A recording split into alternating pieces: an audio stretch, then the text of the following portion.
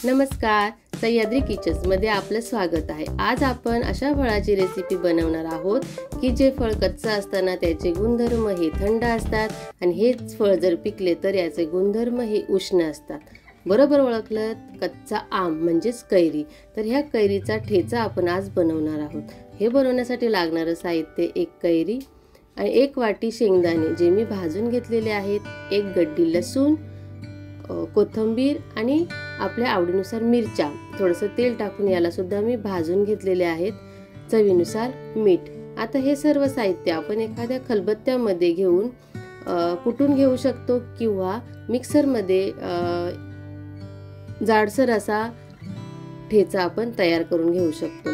तर हे सर्व साहित्य आपण मिक्सरच्या भांड्यामध्ये टाकून घेणार आहोत। तसं बघितलं तर कैरीचे भरपूर फायदे आहेत, पण आपल्या उन्हाळ्यामध्ये डिहायड्रेशन पासून वाचण्यासाठी कैरी ही अतिशय फायदेमंद ठरते।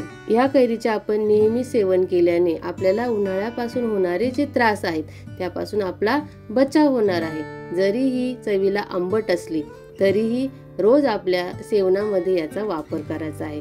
जेव्हा आपण शेंगदाणे, कोथिंबीर या ठेच्यामध्ये टाकणार आहोत तेव्हा कैरीचा आंबटपणा देखील थोडा कमी होणार आहे। तर अशा पद्धतीने आपला ठेचा बनून तयार आहे। ही रेसिपी नक्की करून बघा। व्हिडिओ आवडल्यास लाईक करा, शेअर करा आणि आपल्या चॅनलला सबस्क्राईब करा। धन्यवाद।